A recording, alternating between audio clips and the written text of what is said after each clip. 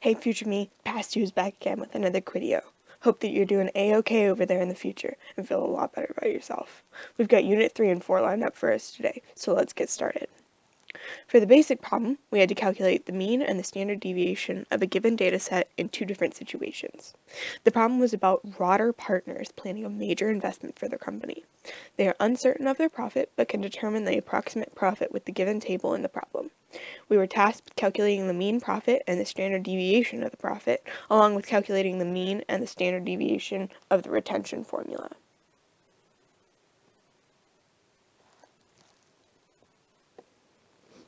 To start calculating the mean and the standard deviation, we had to put the values given to us in the problem into our calculator. Using the one variable statistics option under the probability button, we are able to use the profit values in millions of dollars along with the probability of any one profit value to generate the mean and standard deviation of any one data set. The mean in this case is $3 million and the standard deviation is $2.52 million.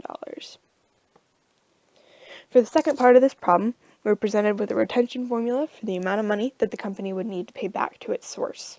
This formula is y equals 0.9 times x minus 0.2. From this equation, we can find out how much of the profit that will have to be paid back to the source of the company. Using these found values, we can then find the mean and the standard deviation of the formula in the same way that we found the mean and standard deviation of the initial profit data. The mean would then be $2.5 million and the standard deviation would be $2.27 million. For the advanced problem, we had to analyze the standard deviation and calculate the mean and standard deviation of specific samples of a data set from the data set's mean and standard deviation. The problem is about an insurance company estimating that it should make a mean profit of $150 on an average home policy with a standard deviation of $6,000.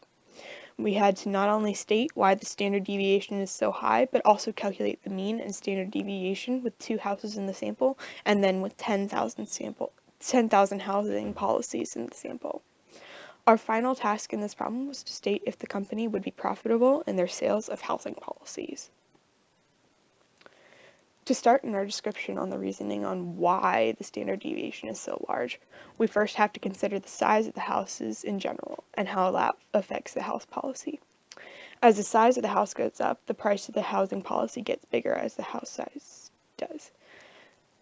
The standard deviation is a reflection of that through the fact that housing policies range in value in extreme ways, both in smallness and in largeness, to skew the standard deviation to be larger, with a lot of changed, very scattered values. The mean would be calculated with the mean price of the total number of house policies, while the standard deviation must be calculated using a square root formula because the method of calculation of a square root of a standard deviation. For the 2-house policy study, the mean is $300 with a standard deviation of $8,485.28. For the 10,000 house policy study, the mean is $1,500,000 with a standard deviation of $600,000. For the final portion of this problem, we had to state if the company would be profitable or not. Using the data from the 10,000 house policy survey, we can calculate the z-score of the study. Plugging in the values in for the formula, we get the setup of 0 minus 1,500,000 all over 600,000. This gave us a z-score of negative 2.5, indicating that only 0.62% of policies will break even or cause the company to lose money, which is a ridiculously low amount. For the advanced problem, we also had to AP problem, we had to identify variables in a study while also confirming the use of randomization and replication in the same experiment. We also had to explain the reason that there was a confounding variable in the study. The problem is about the study of the draft of a newly developed hitch compared to the draft of a standard hitch, which was completed on 2 plots where the standard hitch was given a randomized plot between the two. In the problem, we had to identify the variables of the study, as well as determine if randomization and replication were used in the study. Finally, we had to explain why the plot of land is a confounding variable in the study. To identify variables, we had to look at the problem itself. The response variable is the draft of the hitch as it cuts through the soil. The treatments are the two different kinds of hitches that were used in the experiment, the new hitch and the standard hitch. The experimental units are the style of the hitch that is changed between the two hitches that were used in the study to determine if the new hitch lowered the draft of the plowing. Randomization was not used properly in this experiment.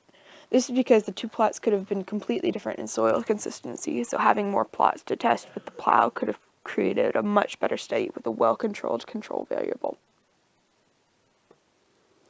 Replication was used properly in the survey. The tracking of the draft is easily calculated and provides an accurate representation of the draft of each of the hitches. Any farmer could measure the draft of a new hitch like this at 25 random points, just like the study described. The plot is a confounding variable in this experiment without a doubt. The soil consistency between plots could be exorbitantly different from each other.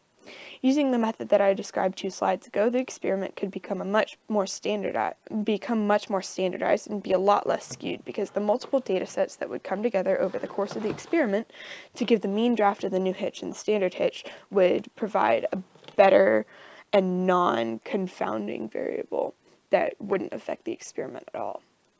So I guess that would be the end of this. Have fun with life, I guess.